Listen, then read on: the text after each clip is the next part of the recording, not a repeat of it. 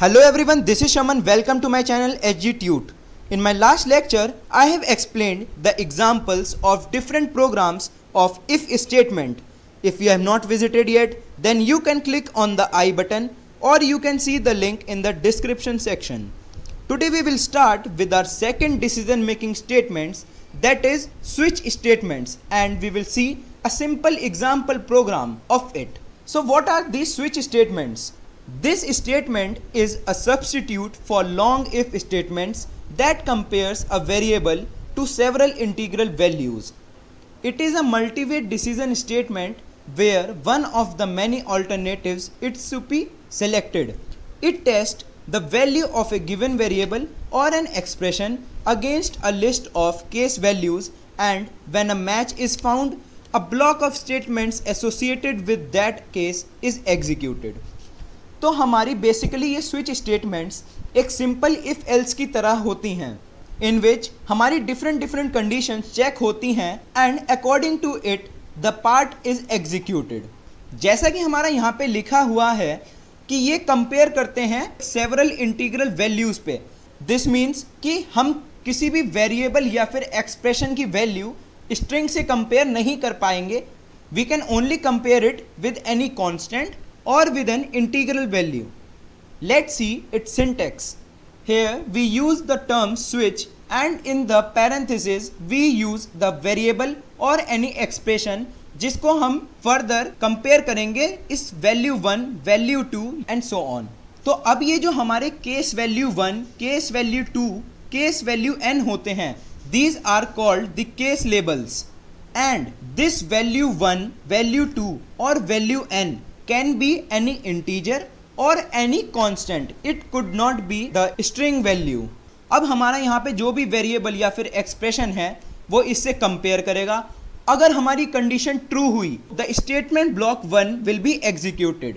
अगर ये हमारी कंडीशन फॉल्स हो गई, then it will directly jump to the case value 2 and it will check with this value. Again if the condition becomes true, the statement block 2 will be executed and so on. अब यहाँ पे हमारा एक important term होता है that we call the break.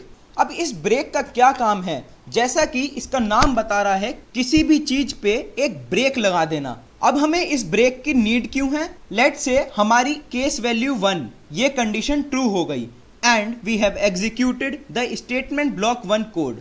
अब इस code के बाद कंट्रोल को कोई भी एक ऐसी स्टेटमेंट नहीं मिलेगी कि वो डायरेक्टली हमारी स्टेटमेंट एक्स पे आ जाए, बिकॉज जब तक ये पैरेंथेसिस के बाहर नहीं आएगा हमारा जो पूरा कंट्रोल है वो एज इट इज चलता रहेगा. So we will get all the values in our result, that is the statement block 1, statement block 2 and so on. तो हमारा ये ब्रेक काम करता है किसी भी एक स्टेटमेंट के बाद उसको एंड करना और ये जो पूरा ब्लॉक है इससे बाहर लाना. तो जैसा कि मैंने बताया था कि ये सिमिलर होती है एक इफ एल्स लेटर की तरह, and hence we have a default part which acts as the else part. मतलब अगर कोई भी कंडीशन हमारी ट्रू नहीं हुई तो हमारा डिफॉल्ट पार्ट एग्जीक्यूट होगा. Let's see it's flow chart. बड़ा ही सिंपल सा फ्लो चार्ट है ये, जिसमें कि एक हमारी कोई भी इनपुट आया या फिर कोई भी एंट्री आई, हमारी वैल्यू 1 कंडीशन चेक हुई. कंडीशन कैसे चेक होती है? जो भी वेरिएबल में वैल्यू है वो कंपेयर होएगी वैल्यू 1 से. जो वैल्यू 1 है यहाँ पे हमारा कांस्टेंट हो सकता है या फिर कोई भी इंटीजर. तो हमारी ये कंपेयर हुई. अगर हमारा ये एक्सप्रेशन ट्रू हुआ तो we will jump to the statement block 1 and after this we will directly jump to the statement X. अगर ये कंडीशन फॉल्स हुई तो हम सेकंड कंडीशन पे चले जाएंगे and we will check whether the variable is equals to the value 2. अब ये कंडीशन ट्रू हुई तो हमारा स्टेटमेंट ब्लॉक 2 एग्जीक्यूट होगा and directly jumps on to the statement X. But अगर ये फॉल्स हुआ तो हमारी ऐसे फर्दर आगे जितनी भी कंडीशंस होंगी वो 1 बाय 1 चेक करता जाएगा and we get the required output.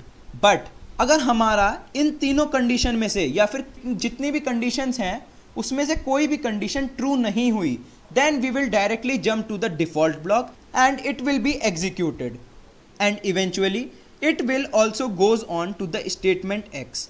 तो ये था हमारा एक प्रोसेस जो कि स्विच स्टेटमेंट्स में होता है, जिसमें हमें केस वैल्यूज देनी पड़ती हैं एंड डिफरेंट डिफरेंट केसेस पे हमारी एक्सप्रेशन या फिर वेरिएबल चेक होता है and we get the desired output.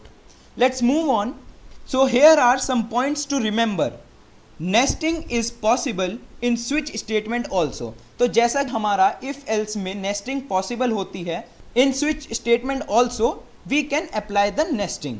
ANSIC permits the 15 levels of nesting. अब ये जो ANSIC है ये हमारा एक स्टैंडर्ड होता है जो कि हमें प्रोवाइड करवाता है 15 लेवल्स ऑफ नेस्टिंग, या फिर हम कह सकते हैं हमें अलाउ करता है कि हम अपने प्रोग्राम में 15 लेवल्स ऑफ नेस्टिंग यूज कर सकते हैं. Second, ANSIC permits the use of 257 case labels. अब ये जो मैंने केस लेबल्स बताए थे, case value 1, case value 2 up to case value n, तो हमारे ये केस लेबल्स 257 हो सकते हैं. Case labels must be unique, that is no two labels can have the same value. हाँ, तो यहाँ पे हमने जितने भी केस लेवल्स बनाए they must be unique and the last they must be constant और एन कांस्टेंट एक्सप्रेशन. तो जैसा कि मैंने बताया अभी पहले भी कि केस लेबल का नेम कोई भी कांस्टेंट हो या फिर इंटीजर हो या फिर कोई एक कांस्टेंट एक्सप्रेशन हो, हमारा ये स्ट्रिंग वैल्यू होगा तो we get an error. Talking about its advantages, it is easy to debug. इसमें कोई भी एरर निकालना बड़ा ही ईजी है. It is easy to recall and understand. हम कोई भी कोड अगर स्विच स्टेटमेंट्स की हेल्प से लिखते हैं तो हम आराम से इसे याद कर सकते हैं या फिर we can apply easily it later on. It is easy to maintain as compare to equivalent if else statement.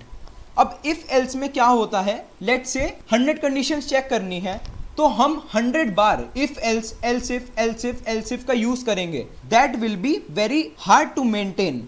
But यहाँ पे हमारा सिंपल केस लेबल्स का यूज करके इजी फॉर्मेट में हो जाएगा. It executes faster than its equivalent else if ladder. और इसका जो टाइम ऑफ एग्जीक्यूशन होता है ये थोड़ा सा फास्ट होता है एल्सिफ लैडर से. तो ये थी हमारी second type of decision making statement which we called the switch statements, or it is also known as the case control structures. Let's see an example program of this switch statement. So we will write a code to print the corresponding day of week according to the number entered by the user.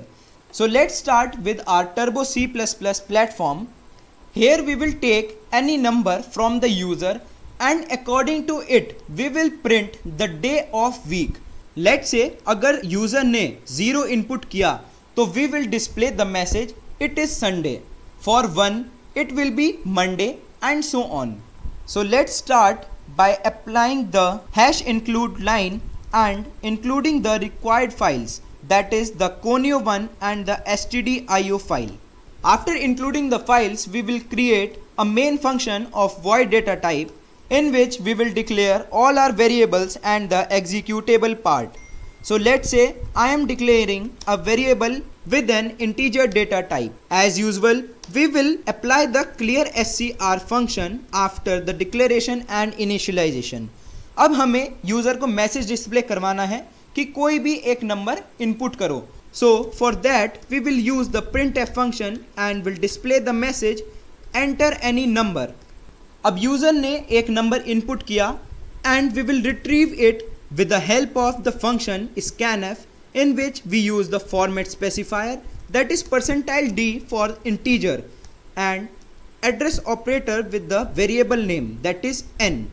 Now we will apply our switch decision making statement. For this we will write the switch and the variable name or the expression in our parentheses. So हमारा यहाँ पे variable name है n and we will start our curly braces in which we will write all the cases we want to compare it with. So let's start from case 0. Here the message will be displayed that it is a Sunday. So we will use the printf function and we will apply the string that it is Sunday. After writing the statement block we must apply the break statement. अब break statement क्या करता है, इस statement को end करवा देगा and it will take the control out of this switch loop. The second case we will write that case 1 and same we will print that it is Monday, and we will do same with all the further cases.